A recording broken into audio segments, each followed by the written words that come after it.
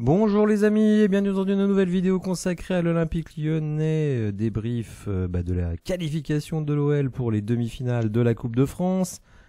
0-0 à la fin du temps réglementaire, 4 tirs au but à 3. Merci à tous ceux qui ont suivi le match avec moi. La séance de pénalty, c'était quand même sympa à suivre.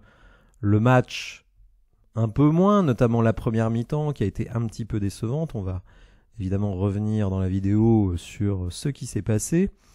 Parce qu'au final, eh bien écoutez, je trouve quand même que la deuxième mi-temps était assez intéressante, avec effectivement peu d'efficacité, mais beaucoup de cases et une animation qui, je trouve, commence à prendre forme. On va parler de tout ça évidemment, puisque Pierre Sage avait fait des choix, on va dire, assez forts pour ce match, puisqu'il n'a pas forcément reconduit la même équipe qui avait joué contre Lille. Il a, d'une certaine manière, aligné l'équipe titulaire qui est en train de se dessiner, à part peut-être évidemment le poste de gardien de but, mais ça évidemment on en reparlera, de Lucas Perry qui a débuté ce match et qui nous a mis en excellente position lors de la séance de tir au but. Alors 4-3-3, c'est devenu vraiment notre système, comme je l'ai expliqué à plusieurs reprises. On a abandonné la défense à 3 centraux et 2 pistons, depuis qu'on a recruté 2 vrais milieux de terrain qui ont un volume de jeu intéressant, une science du foot peut-être supérieure et puis surtout une condition physique irréprochable, ce qui n'était pas forcément le cas des joueurs que l'on avait avant au milieu de terrain.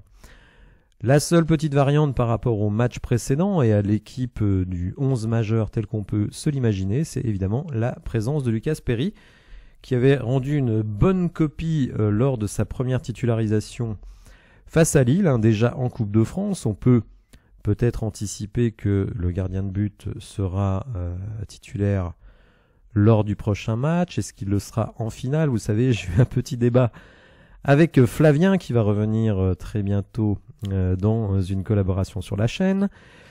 Lucas Perry qui évidemment s'est signalé, puisque quand vous avez une séance de tir au but, certes il faut mettre vos tirs au but, mais il faut aussi que votre gardien mette la pression sur l'adversaire, et c'est ce qu'il a fait.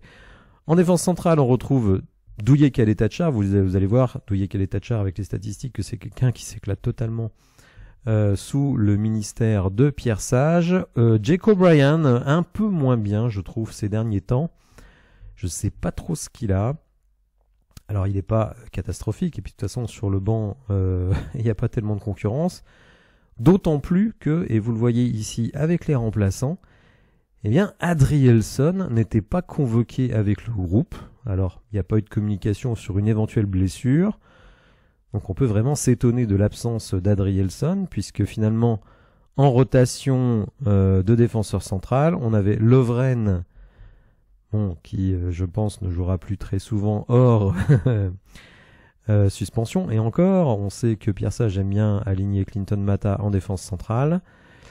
On retrouvait Tagliafico et Maitland Niles, donc là aussi un peu motion de défiance vis-à-vis de Clinton Mata, donc plutôt utilisé en défenseur central qu'en latéral. Et désormais, en tout cas sur les matchs récents, c'est Maitland Niles qui s'est fait son trou dans cette équipe. Franchement, on ne pouvait pas l'imaginer en début de saison. Maitland Niles qui est auteur d'un match sérieux, il n'a pas fait d'étincelle, mais en tout cas il a été tout à fait présent dans ce sur quoi on l'attend, tout comme nos 3 milieux de terrain. Donc Aurel Mangala, que certains trouvent un peu décevant, moi je dirais pas qu'il est décevant. C'est un joueur d'équipe. Je trouve qu'il fait beaucoup de boulot au milieu de terrain, beaucoup de boulot, on va dire, un peu ingrat. C'est vrai qu'au milieu de terrain, celui qui rayonne, c'est vraiment Matic, qui touche un nombre de ballons incalculable et qui, globalement, parce qu'hier il y a eu un petit peu de déchets quand même, les utilise extrêmement bien. C'est un peu le Midas de notre équipe. Alors Midas, ce n'est pas qu'une entreprise qui s'occupe de vos pneus. Midas, c'est un dieu de la mythologie qui transforme tout ce qu'il touche en or. Et c'est un peu ce que fait notre ami Nemanja Matic. Maxence Cacré, qui est doté d'un match correct, un petit peu dans son style habituel, mais qui a quand même manqué de précision parfois à la finition. Tout comme un autre joueur, Nuama. Pas bon sur les 2 derniers matchs, notamment dans les 30 derniers mètres, c'est quand même un petit peu embêtant pour un ailier. À l'inverse, son compère, son alter ego du côté gauche, Saïd Benrahma. Première mi-temps un peu neutre. Il faut savoir qu'en première mi-temps, les deux ont touché énormément de ballons, mais n'en ont pas fait grand-chose de bien. Par contre, en deuxième mi-temps, Benrahma, on a l'impression qu'il a passé la 6e vitesse et il a été absolument rayonnant dans la deuxième mi-temps. Alors qu'à l'inverse, on aurait peut-être pu penser qu'il allait baisser sur le plan physique. Pas du tout. Énormément de replis défensifs, beaucoup de provocations sur les adversaires directs. Des tentatives lointaines, certes pas couronnées de succès. Un corner direct qui a failli aller au fond des buts. Ça, je pense, ça fait très longtemps qu'on n'en a pas vu un du côté de l'OL. Donc Saïd Benrahma qui s'est fait son trou. Clairement, Pierre Sage n'avait pas été hyper convaincu par ses 2 premiers matchs, puisqu'il avait titularisé Gift Orban à la place d'ailier lors du dernier match de championnat. Mais Benrahma, qui avait fait une très bonne entrée puisqu'il avait marqué, s'est fait son trou. Et évidemment, Alexandre Lacazette, extrêmement frustré en première mi-temps, parce que finalement, comme je l'ai dit, beaucoup de ballons arrivaient dans les ailes, mais il n'y avait aucun bon ballon qui arrivait dans ses pieds. En deuxième mi-temps, il a dû sortir à la 65e parce qu'il a pris une béquille, donc il est sorti à sa demande. Apparemment, Pierre Sage dit que ce n'est pas très grave et qu'il devrait pouvoir tenir sa place lors du prochain match de championnat.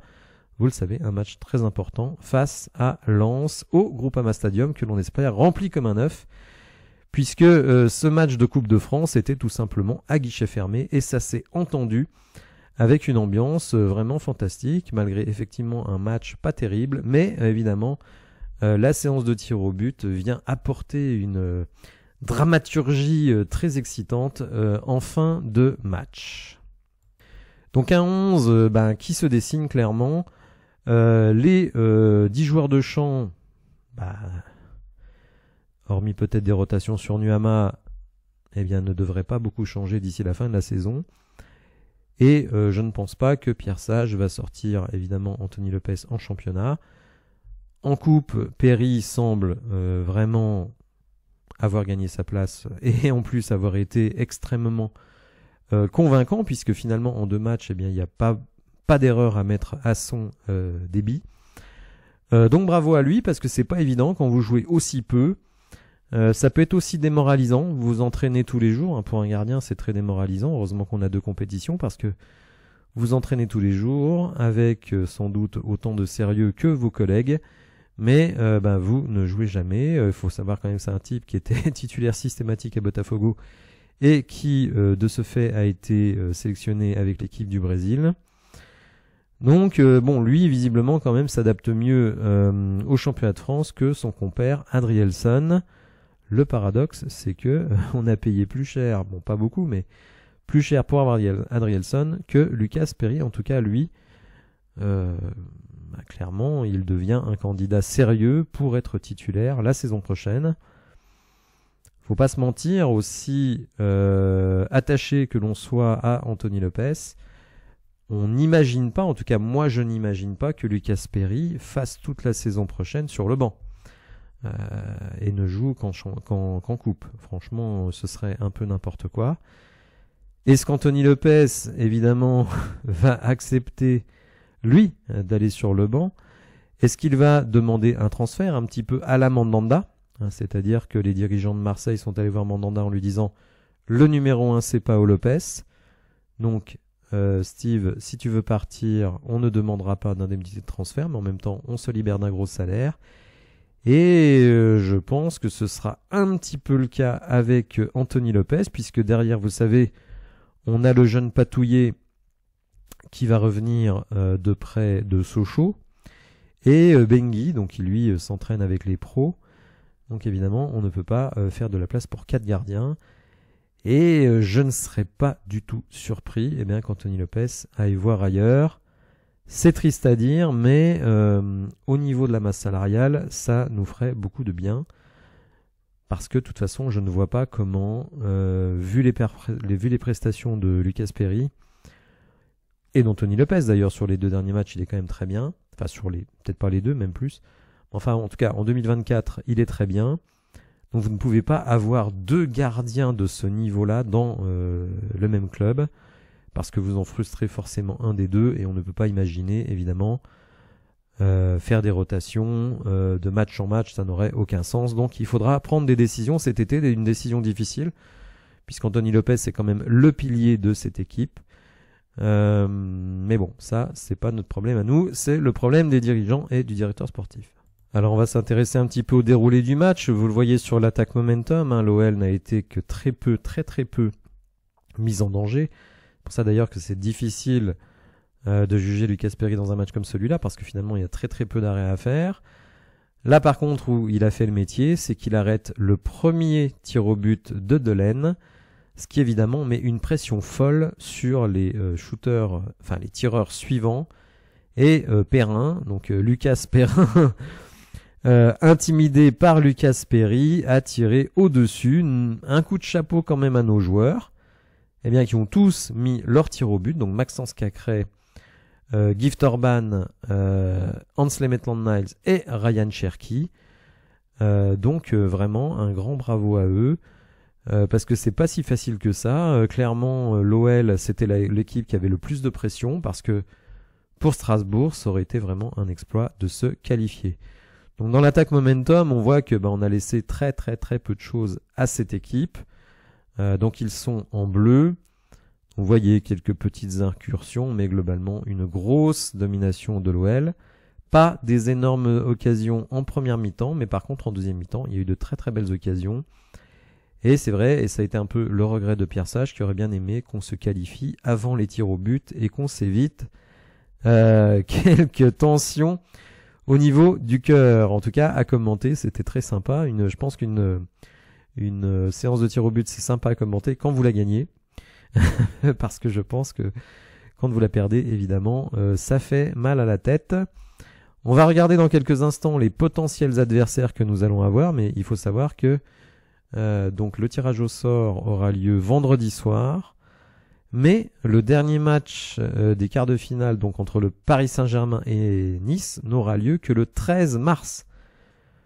Donc si on devait rencontrer le vainqueur de ce match-là, on ne saura pas cela avant le 13 mars. Mais comme je l'ai déjà dit, quel que soit l'adversaire, de toute façon, ce serait très bien de pouvoir recevoir ce match. Et surtout, ça nous laisse encore, on va dire 2 à 3 bonnes semaines pour continuer à travailler sur notre jeu.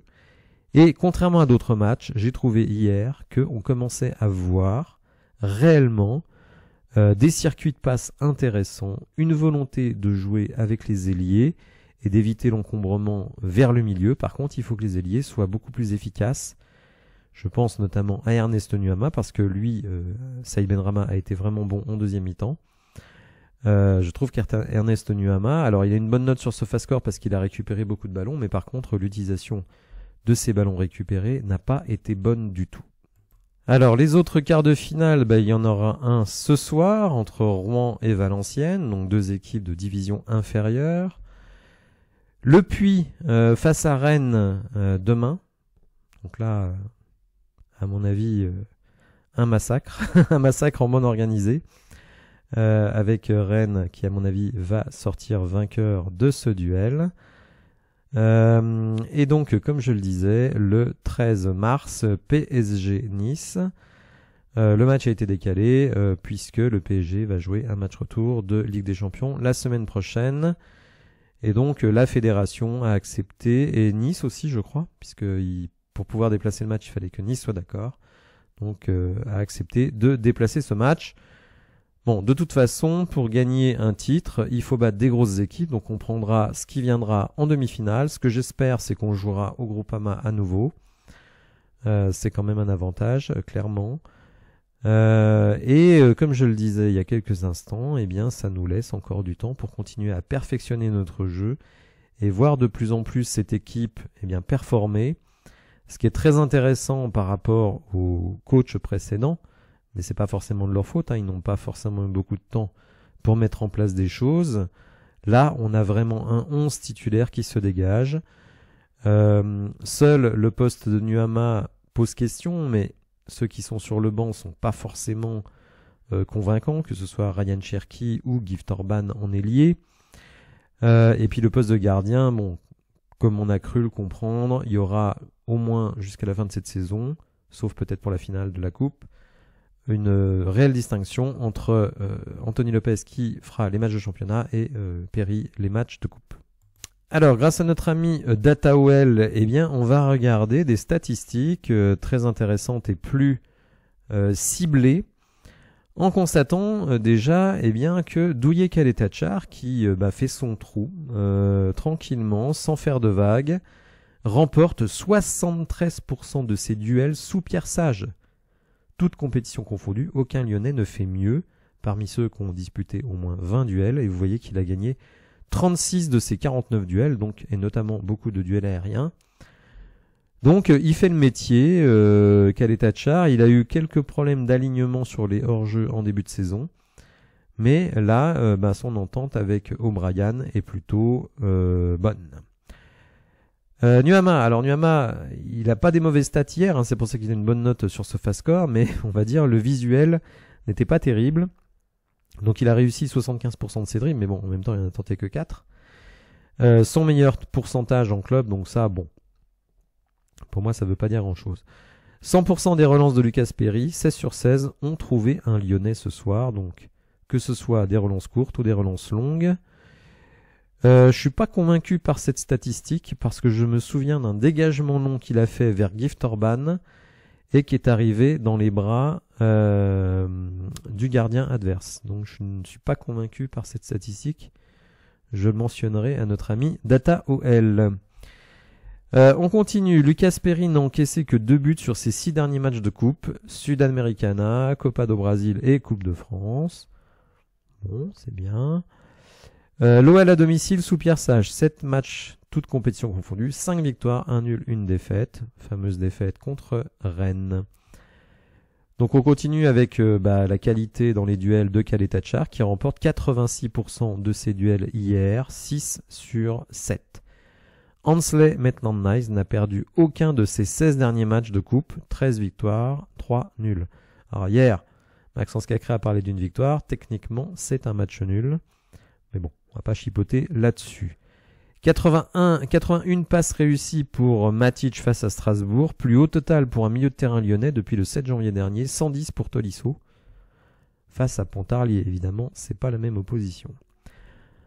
Ansley Maitland-Niles, qui donc a tiré lui-même un tir au but, eh bien figurez-vous, n'a raté aucun de ses tirs au but en compétition officielle. 5 tirs, 5 réussites. Donc là, on revient sur Perry. 8 tirs pour Saïd Benrahma ce soir, record du match. 3 tirs hors cadre et 5 déviés par la défense. Il a tenté des choses, n'a pas été en réussite. Mais sincèrement, hier, il m'a beaucoup plu. Alors je fais évidemment à mon honorable, puisque j'ai pas mal critiqué Saïd Benrahma sur ses 2 premiers matchs. Mais en tout cas, là, il a été vraiment convaincant. Et dans le match d'avant, il a été buteur.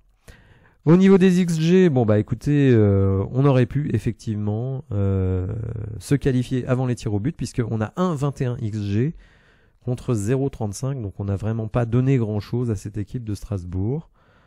Donc notre défense s'améliore, mais par contre, évidemment, 20 tirs au but, un seul cadré. Il faut savoir que le tir sur le poteau ne compte pas comme un tir cadré.